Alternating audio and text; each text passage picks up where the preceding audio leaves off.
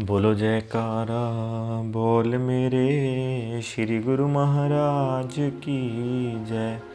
बोलो साचे दरबार की जय। पुस्तक आनंदमयी जीवन सुदुर्लभ देह। एक अमूल्य हीरा जिसका मूल्य 1 लाख अथवा इससे अधिक हो, यदि किसी मनुष्य को प्राप्त हो जाए तो वह उस हीरे का मूल्य न पहचाने, किसी पारखू के पास जाकर उसके वास्तविक मूल्य का पता न करे और उस हीरे को अन्य व्यक्ति प्रलोभन देकर कुछ मिठाई देकर छीन ले, तो उस व्यक्ति को जब कभी हीरे का मूल्य ज्ञात होगा, उसे केवल सिर धुनने के अतिरिक्त प्राप्त ही क्या हो सकेगा। यह मानव जीवन जन्म अनमोल हीरा है। इसे विषयों की गंदगी में न मिला दिया जाए, इससे अपने ध्येय की पूर्ति की जाए, तभी तो इसका मूल्य पड़ सकता है। क्या यह मानव शरीर ही सर्वश्रेष्ठता को लिए हुए है? नहीं नहीं, मानव तन में विद्यमान विवेक द्वारा आत्मज्ञान प्राप्त करना ही मानव तन की श्रेष्ठता को लिए हुए है। अतः सुंदर शरीर, सुंदर रूप, यौवन पर इतराकर आत्म कल्याण को भुला देना मानव जीवन का दुरुपयोग करना है।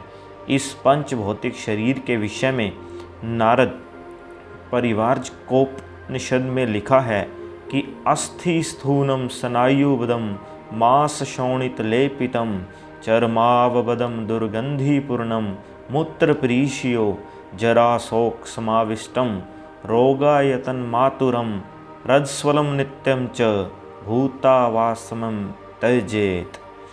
मांसासृक्प्यु विणमूत्र स्नायुमजास्थि सहंतो देहे चेत प्रीतिमान मूडो भविता नरके पिस्य। अर्थ, इस देह के यथार्थ रूप का वर्णन करते हुए लिखा है कि रोगों के घर इस शरीर में हड्डियों के खंभे लगे हुए हैं। यह नाड़ियों की डोरियों से बंधा हुआ है। इसे मांस और रक्त का लेप दिया हुआ है।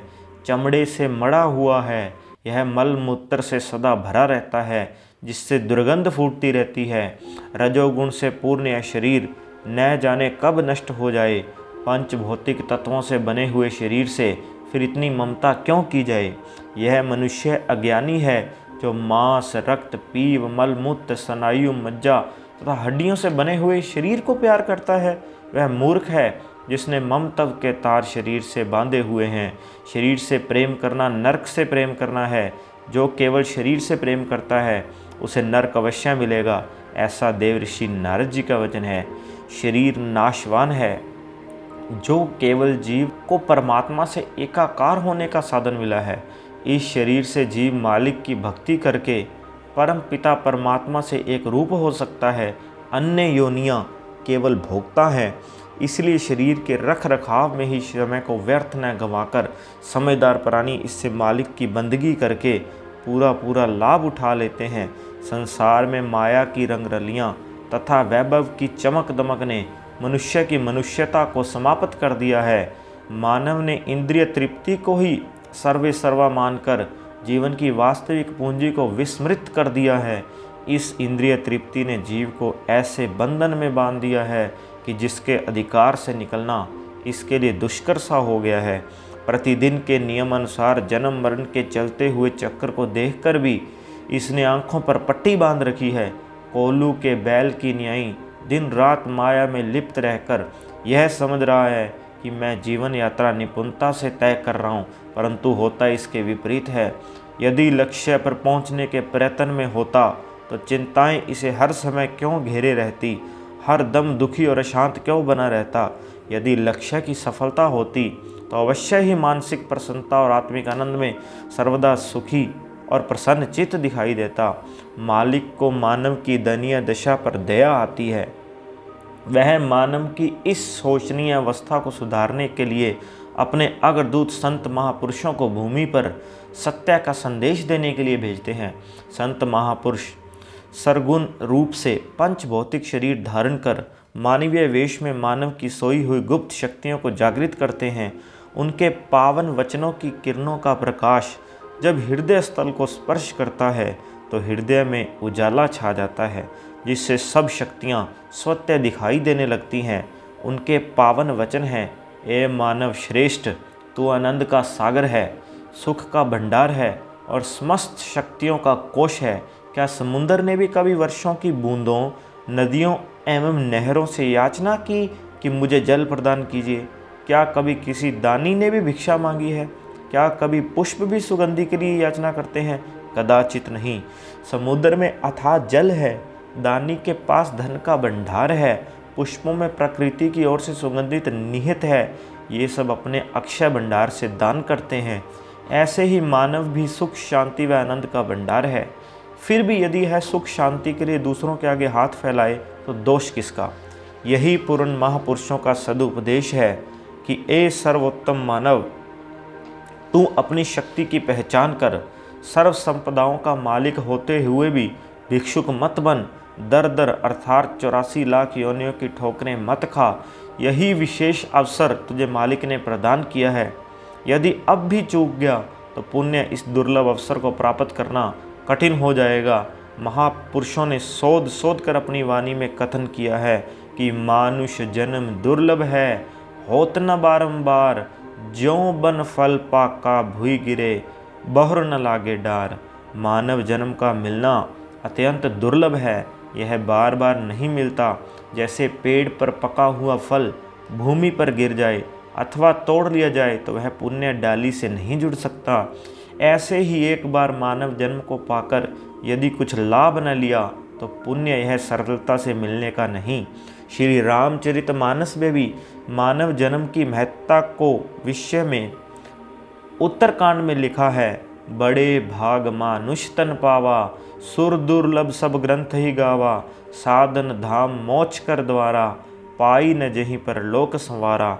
अर्थात इस दुर्लभ देह की प्राप्ति के पश्चात भी जिसने परलोक नहीं संवारा, शुभ कर्मों की पूंजी संचित नहीं की, तो उसका जीवन अन्य अन्य योनियों की भांति ही व्यतीत हुआ।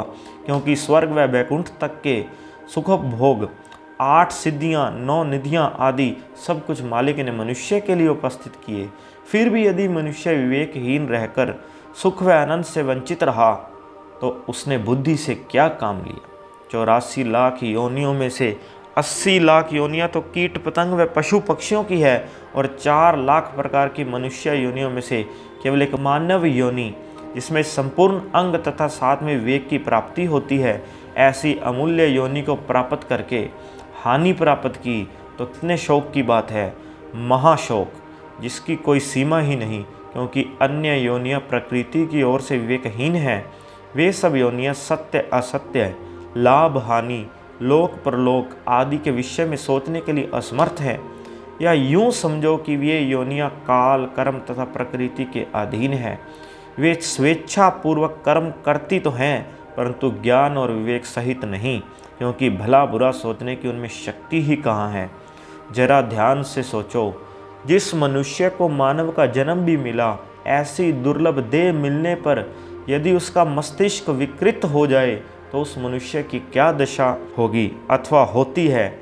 उसे जो कुछ खिलाया जाए, पहनाया जाए, उसे कुछ भी पता नहीं चलता। इतना अवश्य होगा कि भूख लगने पर वह भोजनशाला की ओर दौड़ेगा। यही विचार करने का विषय है कि उस मानव और पशु में क्या अंतर होगा। मानव की मानवता विवेक से है, शरीर से नहीं। अतएव महापुरुष भी ऐसे सुअवसर से लाभ उठाने के लिए ही सदुपदेश देते हैं। संत सुंदरदास जी भी कहते हैं, पायो है मनुष्य दे, अवसर बन्यो है ये, ऐसी दे बार बार कहो कहाँ पाइए। भूलत है बावरे तू, अब के स्यानो होई, रतन अमोल सो तो काहे को ठगाइए। समझ विचार करी ठगन को संग त्यागी, ठगबाजी देख करे मन न डुलाइए। सुंदर कहत ताते सावधान क्यों न होई, हरि को भजन कर हरि में समाइए। कितने आश्चर्य की बात है कि संसारिक व्यापार में लाभ हानि का इसे पता चलता है। उस व्यापार में हानि के नाम से दिल घबराता है और लाभ दुगना प्राप्त करना चाहता है। उस धन को इकट्ठा करने में सिर की बाजी लगाए रहता है। जिसने साथ नहीं निभाना तो अंत में यहीं का यहीं धरा रह जाएगा। उसके साथ इतना प्यार कर रहा है, मालिक ने जो श्वास रूपी अमूल्य पूंजी इसे प्रदान की है, जिस पूंजी का हिसाब लगाना भी बुद्धि से परे की बात है, क्योंकि एक एक श्वास का मूल्य 3 लोक 2 जहान और 14 भुवनों की संपदा के समान है। ऐसी अमूल्य पूंजी को गफलत और बेपरवाही में नष्ट किए जा रहा है। इतनी हानि होते हुए भी अपने आप को बुद्धिमान और निपुण व्यापारी समझ रहा है। यह नादानी न हुई तो क्या हुआ? यदि कहीं इतना घाटा संसारिक धन पदार्थ के व्यापार में होता तो शायद गम के मारे चारपाई से उठना भी दूभर हो जाता। अगर सुरती के ध्यान का केंद्र वही धन बन जाता है जिसमें अंतिम समय सुरती चली जाती है, तो मानव से सर्प बन जाता है।